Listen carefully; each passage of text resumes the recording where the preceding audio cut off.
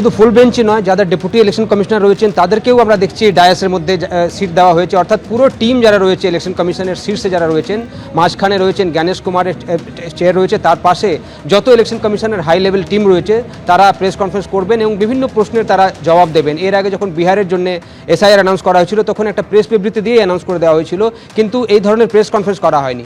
যেহেতু দেশ জুড়ে নেশন ওয়াইড একটা প্রেস কনফারেন্স এখন করা হচ্ছে, যেহেতু দেশ জুড়ে এসআইআর ঘোষণা করবেন জ্ঞানেশ কুমার, ঠিক 4:15 যখন এখানে প্রেস কনফারেন্স স্টার্ট হবে, এবং যখন বিহারের জন্য বিবৃতি দেওয়া হয়েছিল ইলেকশন কমিশনের তরফ থেকে সেদিনই বলা হয়েছিল কি এরপরে দেশ জুড়ে এসআইআর করা হবে, তার শিডিউল তারা পরে প্রকাশ করবেন। যেহেতু বিহারে আগে ভোট রয়েছে তাই সেখানে আগে এসআইআর করা হয়েছিল, এটাও জানানো হয়েছিল সেই সময় ইলেকশন কমিশনের তরফ থেকে। গতকাল যে প্রেস রিলিজ দেওয়া হয়েছিল কি আজকে প্রেস কনফারেন্স করা হবে, তারপরে ইলেকশন কমিশন সূত্র থেকে যেটা আমরা জানতে পেরেছি সেটা জানা যাচ্ছে কি আগামী 1 নভেম্বর থেকে এসআইআর স্টার্ট হতে পারে, তবে ধাপে ধাপে হবে, একসঙ্গে পুরো দেশ জুড়ে হবে না। প্রথমেই যে ফার্স্ট ফেজে যে রাজ্যগুলিতে ভোট রয়েছে আগামী 6-7 মাসের মধ্যে, সেই রাজ্যগুলিতে এসআইআর করা হবে, যার মধ্যে পশ্চিমবঙ্গ রয়েছে, তামিলনাড়ু রয়েছে, কেরল রয়েছে, পন্ডিচেরি রয়েছে, আসাম রয়েছে এবং আরও কয়েকটি রাজ্য রয়েছে যেখানে আজকে যে ফার্স্ট ফেজের যে শিডিউলগুলো অ্যানাউন্স করা হবে সেটার মধ্যে থাকবে তাদের নাম। কবে থেকে অ্যানাউন্স করা হবে, স্টার্ট করা হবে সেটা মনে করা হচ্ছে 1 নভেম্বর থেকে স্টার্ট করা হবে।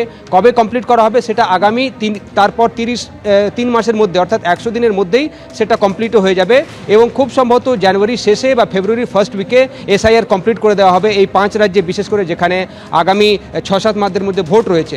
এটা সূত্র মারফত জানা গেছে কি গত 21-এ আমরা দেখেছিলাম 2021-এ কি ফেব্রুয়ারির শেষে ভোট অ্যানাউন্স করা হয়েছিল পশ্চিমবঙ্গের জন্য, এবারও কিন্তু ফেব্রুয়ারির লাস্ট উইকেই অ্যানাউন্স করা হবে পশ্চিমবঙ্গে ভোট কখন হবে, কিন্তু তার আগে এসআইআর পুরো কমপ্লিট করে দেওয়া হবে।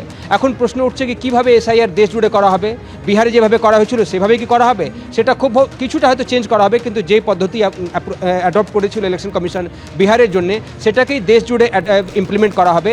যে 11টি নথি তারা বলেছিলেন এসআইআর এর মধ্যে দিতে হবে যদি ভোটার লিস্টে নাম তুলতে হয়, সেটা তো থাকবেই, তার সঙ্গে সঙ্গে আরও একটা অ্যাডিশনাল ডকুমেন্ট যেটা সুপ্রিম কোর্টের নির্দেশের পর ইলেকশন কমিশন অ্যাকসেপ্ট করেছিল সেটা ছিল আধার। অর্থাৎ এই 12টি ডকুমেন্ট তো থাকবেই, তার সঙ্গে আরও কিছু ইন্ডিকেটিভ ডকুমেন্টস হয়তো ইলেকশন কমিশন আজকে বলতে পারে কি কীভাবে সেই এসআইআর যখন স্টার্ট হবে তখন মানুষ দিতে পারবেন ভোটার তালিকায় নাম তোলার জন্য। এবং ম্যাপিংয়ের কথা রয়েছে, যেই 5 রাজ্যে ভোট রয়েছে সেটা ইতিমধ্যেই 50% থেকে 70% অবধি পুরনো যে এসআইআর হয়েছিল 2002 সালে বিশেষ করে পশ্চিমবঙ্গে সেখানে ম্যাপিং করে দেওয়া হয়েছে নতুন ভোটার লিস্ট অনুযায়ী।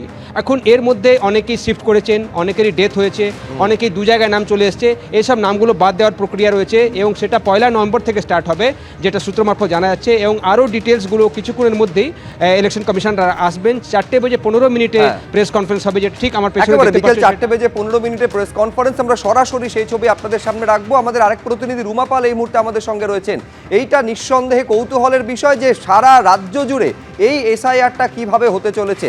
1 নভেম্বর থেকে পর্যায়ক্রমে গোটা দেশ জুড়ে হবে এসআইআর, এমনটা সূত্র মারফত খবর পাওয়া যাচ্ছে।